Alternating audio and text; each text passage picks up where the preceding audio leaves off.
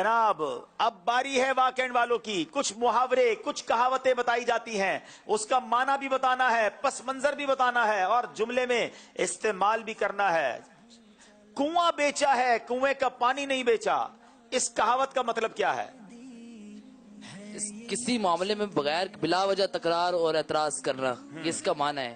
اس کا پس منظر یہ ہے کہ ایک شخص نے کنواں بیچا تو جب خریدار جو ہے اس میں سے پانی بھرنے آیا تو بیچنے والے نے کہا جناب کنواں بیچا ہے, کنویں کا پانی نہیں بیچا. تو معاملہ قاضی صاحب کے پاس گیا.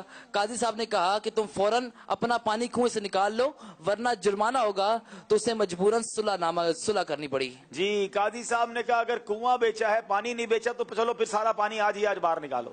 پھر انہوں سمجھ آ گئی کہ ساڈا اعتراض ہی غلط ہے اور اس نے سلو کر لی. تو بلا وجہ تکرار کرتے ہیں لوگ, خواہ خواہ اعتراض کرتے ہیں. تو یہ کہاوت وہاں بولی جاتی ہے کہ کنواں بیچا ہے کنویں کا پانی نہیں بیچا. اس کو جملے میں بھی استعمال کر لیں. خالد صاحب جناب آپ نے پلاٹ ہمیں بیچ دیا ہے, اب مکان بھی اس پر بنانے دیں. یہ تو گویا آپ ایسے ہی کر رہے ہیں, کنواں بیچا ہے کنویں کا پانی نہیں بیچا. پلاٹ دیا ہے تو مکان بھی تو بنے گا نا. جواب درست دے دیا ہے جناب. ہاں پانی پورا بیچا ہے جناب, ذرا زور سے سبحان اللہ کہیں. اب باری ہے ملتان والوں کی. کہاوت ہے چور کی داڑھی میں تنکا, اس کا معنی بھی بتائیں اور اس کہاوت کا پس منظر بھی بتائیں.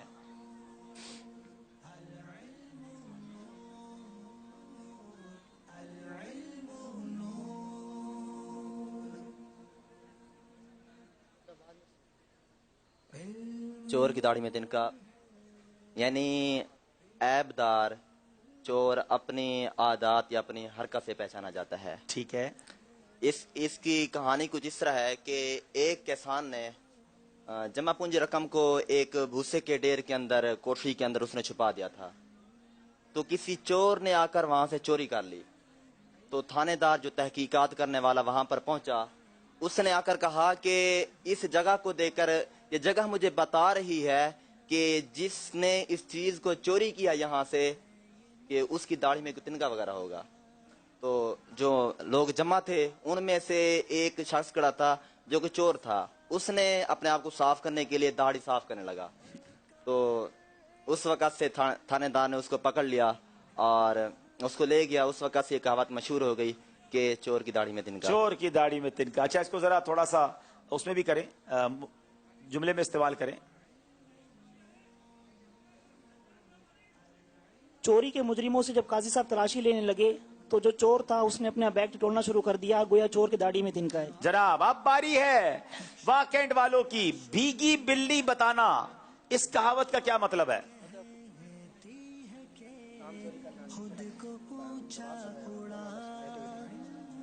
اس کا معنی ہے کام چوری کرنا.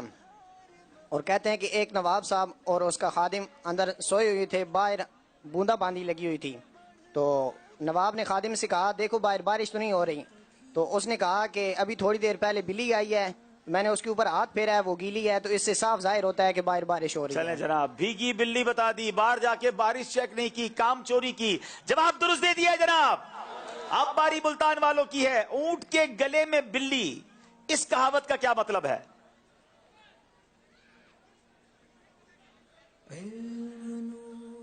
اونٹ کے گلے میں بلی یعنی اس کا مطلب یہ ہے فالتو چیز کے ساتھ جو فالتو چیز کی قیمت ہوتی ہے, فالتو چیز کی قیمت غیر ضروری چیز سے زیادہ ہو.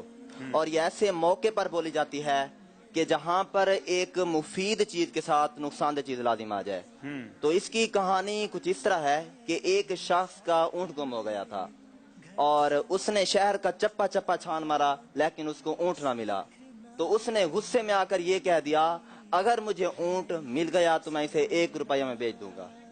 لیکن جب اس کو اونٹ قدرتاً ایسا ہوا کہ اس کو اونٹ جلد مل گیا, تو جب اس نے اونٹ کو دیکھا تو لوگ آنے لگے جنہوں نے یہ بات سنی تھی, سارے لوگ اونٹ لینے کے لیے وہ پریشان ہو گیا کہ اب 1 روپیہ میں کیسے بیچوں اسے. تو اس کا ایک دوست تھا, اس کے پاس گیا کہ ایسا معاملہ ہے. تو اس کے دوست نے مشورہ دیا کہ آپ ایسا کریں, اونٹ کے گلے میں ایک رسی وغیرہ باندھ کے اس بلی کو اس رسی کے آخر میں باندھ لیں.